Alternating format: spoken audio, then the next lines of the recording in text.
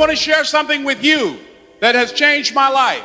Thank you, Jesus. Thank you, Lord. No one ever could have convinced me that this could have happened to me. I started out very humble beginnings.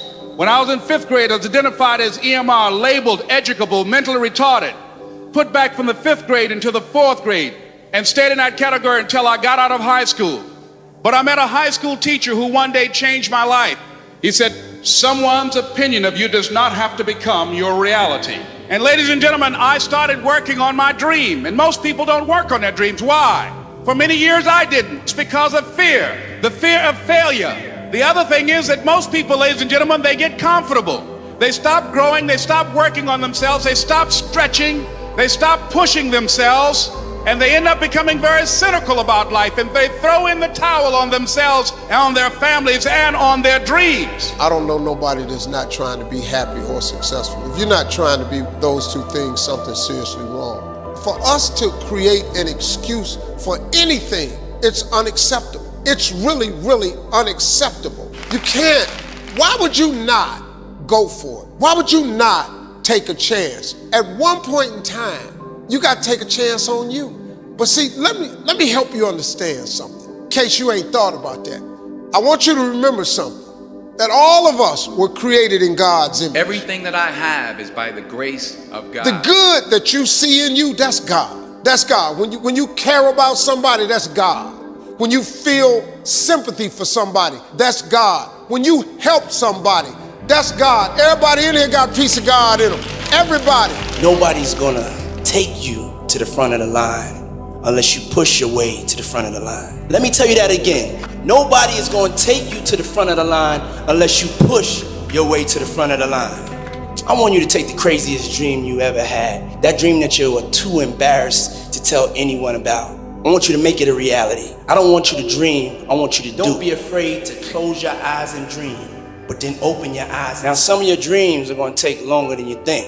One of the biggest lessons that I've learned in life is that you cannot achieve success without failure. And they ultimately fuel disappointment. But I made a decision to keep going, keep trying, even if it meant sometimes that I would fail. Fail big, take chances. Some of my biggest successes come from some of my biggest failures. Fail big. In the early 90s, when my friends were graduating from Howard, I didn't have a degree. My girlfriend was 8.5 months pregnant with my first baby. I bought a brand new house in Scarsdale that I could not afford. I found myself sitting alone in my bedroom. What are you gonna do now? You must apply discipline. What are you gonna do now? And consistency. So I had two choices. Either I was gonna sit in that failure and give up, or I was gonna make a decision to step out of the darkness. You see, when you're in that darkness, you wanna sit there and wait for the light to come, but you can't wait and sit in that darkness. The only way out is to step forward, to face your fears, to become your own light. I had to believe in myself like never before. I had to find my inner power. Now, I'm not gonna lie to you.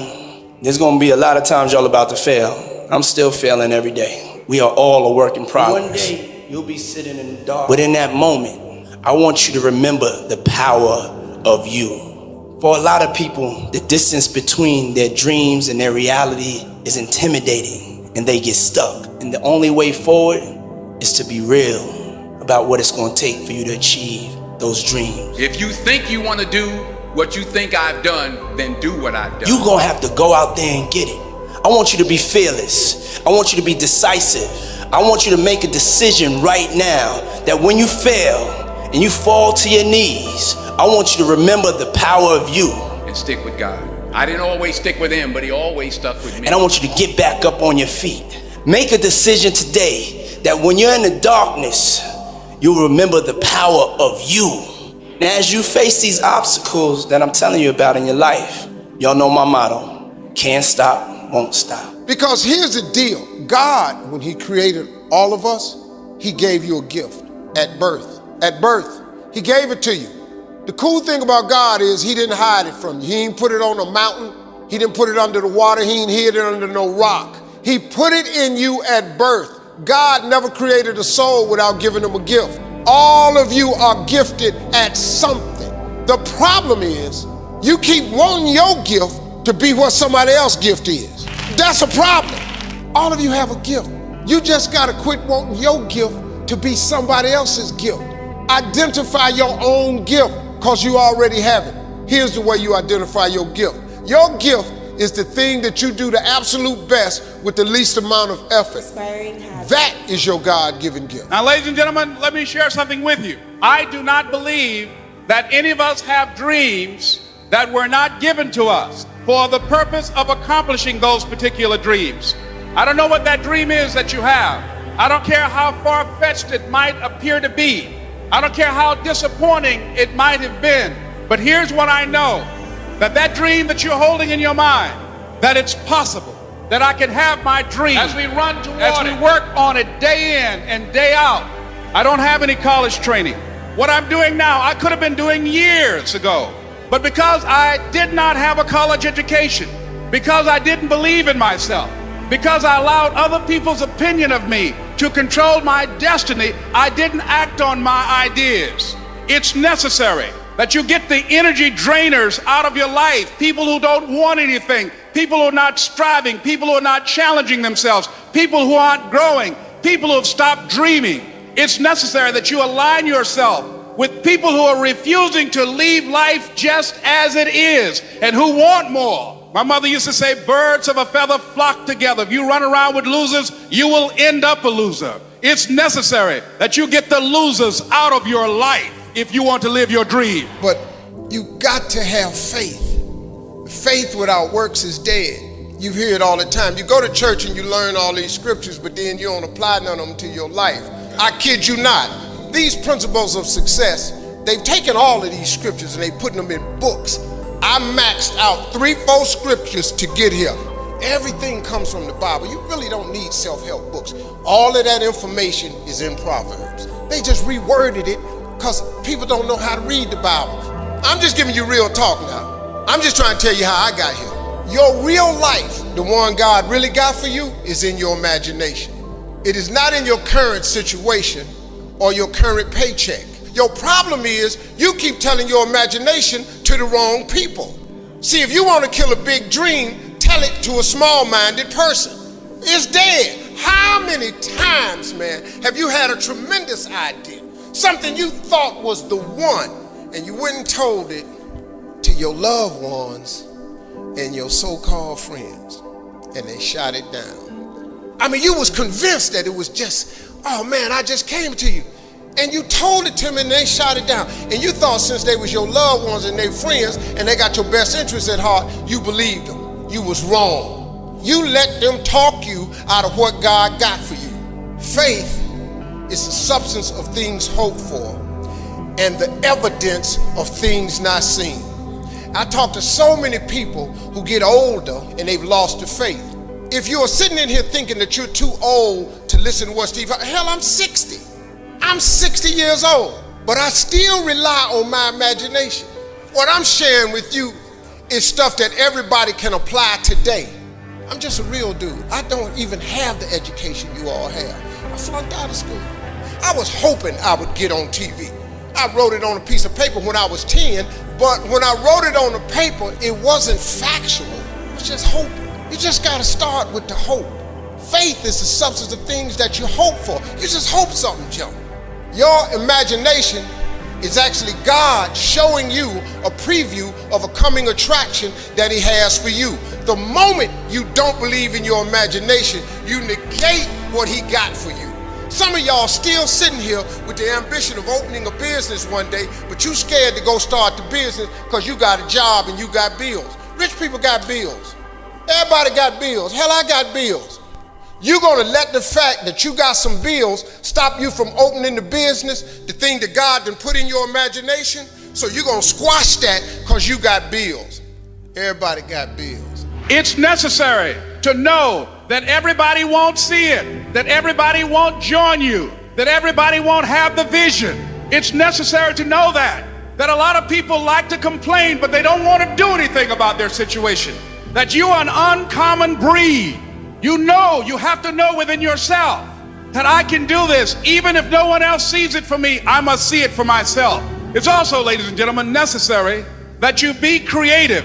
when you're working on your ideas, that you understand the importance of readjusting your strategies. Many times we can have a great idea, but if you're not advancing it in the right way and things don't happen, you become discouraged and think the idea doesn't work. No, that's not true. It's necessary that you be flexible, that you are always thinking of how can I improve this better. It's necessary for you to always explore various ways in which you can improve the quality of service that you're providing for the people, because you model integrity and determination and ambition and truth and honesty. No one can do it for you but you.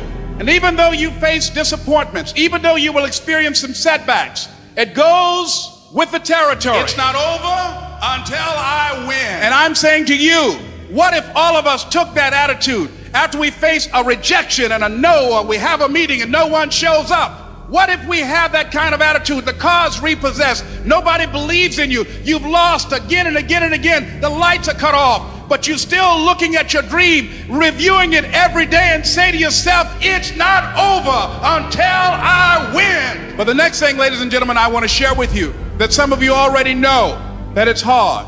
It's not easy. It's hard changing your life. In the Penobscot building in Detroit, Michigan, where I was operating my business, and I fell on some hard times, and I was sleeping in my office, and it was hard coming through the lobby. And sometimes they would laugh. There's a guy talking about becoming successful, and look at him. He's bathing in the bathroom upstairs on the 21st floor. He sleeps on the floor. Him and two other dreamers up there. Look at him. It was hard, ladies and gentlemen, coming to speak to people. And I was facing financial difficulties in my own life. I was behind on my bills and my dreams, and I'm saying to them, you can live your dream. It was hard, ladies and gentlemen. It was very difficult to pick myself up each day believing that I could do it. There were times that I doubted myself. I said, God, why is this happening to me? I'm just trying to take care of my children and my mother. I'm not trying to steal or rob from anybody. Why did this have to happen to me? It was very hard. For those of you that have experienced some hardships, don't give up on your dream. As you hold on to that dream, there are moments when you're going to doubt yourself. There are rough times are going to come, but they have not come to stay. They have come to pass. People who are running toward their dreams, life has a special kind of meaning. And here's what I will share with you, that in the process of working on your dreams, you are going to incur a lot of disappointment, a lot of failure, a lot of pain, a lot of setbacks, a lot of defeat. But in the process of doing that, you will discover some things about yourself that you don't know right now. What you will realize is that you have greatness within you, that you're greater than your circumstances, that you don't have to go through life being a victim. Most people have done all that they're ever going to do. They raise a family, they earn a living, and then they die. The people that are living their dream are finding winners to attach themselves to. The people that are living their dreams are the people that know that if it's going to happen, it's up to them. The people that are running after their dreams are the people that are hungry. It's a long shot, ladies and gentlemen, from Liberty City, an abandoned building on a floor, never knowing my mother or father. It's a long shot. No college training, labeled educable, mentally retarded. But I kept running toward my dream. Repeat after me, please. It's possible. I can live my dream. It's necessary. Surround myself with winners. I've got to make it happen. And if you simply go after that thing that you want with all of your capacity, strength and sagacity, faith, hope and confidence, and stern pertinacity, with the help of God, you'll get it. Thank you. It's not over until I win. I was bound and determined to show them that I could. Tell me I can't do it. I will prove you wrong. I will show you